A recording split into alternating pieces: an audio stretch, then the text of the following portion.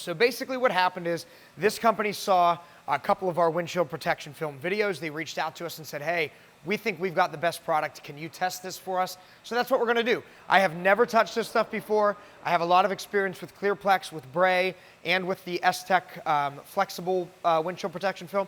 And the car over there, my Miami Blue GT4, that car, we just had a different product on it. We took it off, and we're about to try this one. So from what I understand, this is a wet installation. This is more of a hard shell product, which is generally very good for protection, but usually pretty difficult to install. So we're gonna have to heat shrink this. We're gonna use a wet shrink method, and let's get started. And this material does come with a cap sheet. Basically what that means is that there's like a protective layer on the top, on the part that will be facing out, and that should be right here, yeah. So there's no adhesive here, this is just a cap sheet. Typically I would remove a cap sheet before heat forming it, but according to the video that they sent us, we're gonna leave that on if possible, and then there's some adhesive on this side, so let's give it a shot. Yeah, so guys, this video is not designed to be an installation tutorial. This is something that we are basically just giving our feedback as professionals as far as how this stuff installs, how it looks once it is installed. Not quite a full review because we can't tell what this is gonna be like over time until it's on there for a while. So now the fun part. How does this stuff heat form? This is the part that a lot of other materials it can be really challenging. These products like this have sort of a hard outer shell. It's almost like glass. And because of that, they're very rigid and very hard to heat form, typically.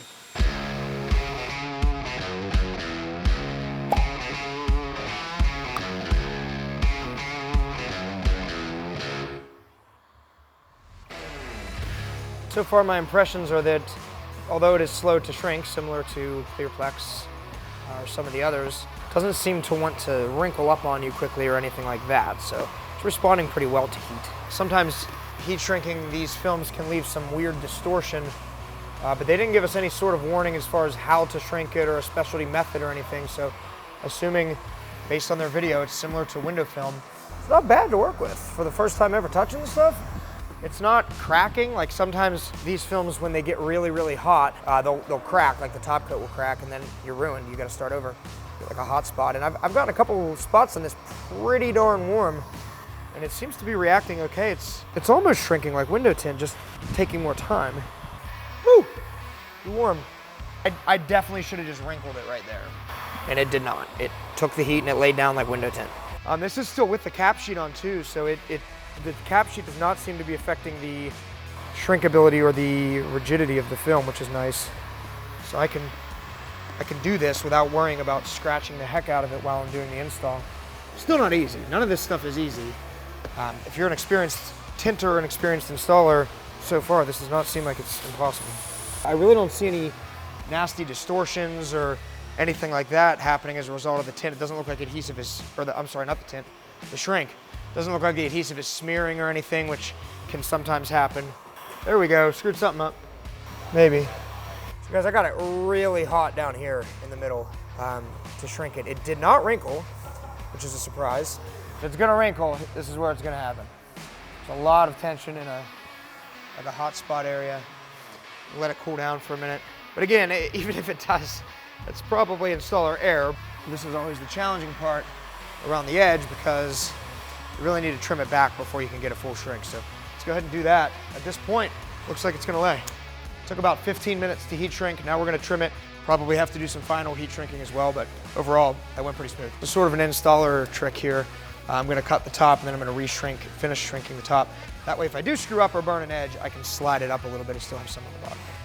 So this is almost like a mini wet test. Generally, is gonna tell you how the film is going to fit. There's a style of shrinking called pocket shrinking where you get heat up underneath it, wait for the edge to tighten up, and then heat. And that has been very successful a second ago. Look at that, that's perfect.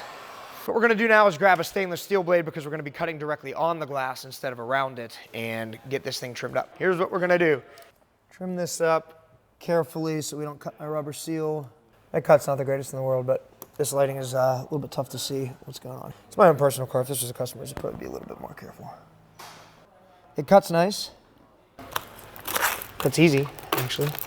Guys, so that's it as far as the shrink is concerned. I did burn it a little bit up here. I don't know if that's just in the liner or the cap sheet. I might have to trim off just a millimeter, but I'm gonna pull the cap sheet now. Actually, no, I'm not. We're gonna install it. Then we're gonna pull the cap sheet. That way we don't scratch it on the install. So let's see what happens. All right, so we're just gonna line it up with about 1/8 of an inch gap all the way around. My lovely assistant, Nate, AKA our tint manager, that can probably do this way better than me at this point, is helping. It laid down like a slide. It really did, yeah. Okay, it's slippery. Probably way too slippery to bite. Yeah, usually we have to add. 12 mils. Yeah.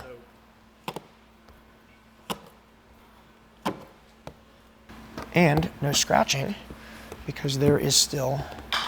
Oh, the cap sheet's still on. Cap sheet, yeah. All right. No adhesive smearing at all, even in some of these areas that you'd expect to see that because it's dry. It's, as far as the adhesive is concerned, it's almost installing like window film. Look at that, did you see that? Mm-hmm. How about that spot in the center where there was melted adhesive? You see anything weird? Yeah, a little bit. Probably my fault, not in your line of sight. It's not even on the actual windshield part, it's on the black ceramic border, so that's okay. Yeah, we'll give it one hard pass with a harder squeegee. Obviously, there's paint protection film on this car, guys. We would not be setting tools. We wouldn't do this on a customer car even if there was film, but it's mine. It's easy. There's 10 mil film on this thing. We're good. This is a squeegee from Fusion Tools, from Jordan and Nick. We love them. They make the best squeegees as far as we're concerned for just about everything that we do. So as far as installation is concerned, guys, this is really easy. It's laying down the way that it's supposed to, just like window tint would. The adhesive is biting hard enough. It allowed us to float it and move it around. It's not smearing up or doing anything weird based on what I can see. Some of those streaks that you can see are actually on the inside of the glass, and those scratches that you can see, I'm assuming, are going to disappear as soon as we pull this cap sheet off. So the benefit of the cap sheet is that normally you'd be scratching the windshield film, and that's what happens a lot with Clearplex. We have a lot of problems with that, but with this, you don't have that issue. Okay, so it's installed. Grab a corner of that cap sheet. Hopefully we can pull the cap sheet off without pulling the film off. Yeah, look at that. As far as the longevity is concerned, time will tell.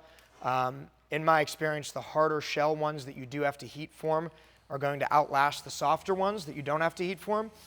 And this is, to date, my favorite one to shrink and install that has that harder shell on it. So excellent product. Check it out from the inside, make sure there's no weird distortion. Again, the softer ones seem to have a really nasty distortion, whereas the harder shell usually are really crystal clear, but where you heat it a lot of times it will get a distortion. So like along the edges where you get it really hot, you can see the adhesive is distorted a little. On a windshield, that's obviously important. I'm looking around these edges. I see absolutely no distortion at all. That's probably the clearest windshield protection install I've ever seen. Overall, guys, I'm impressed. Let's see how it holds up.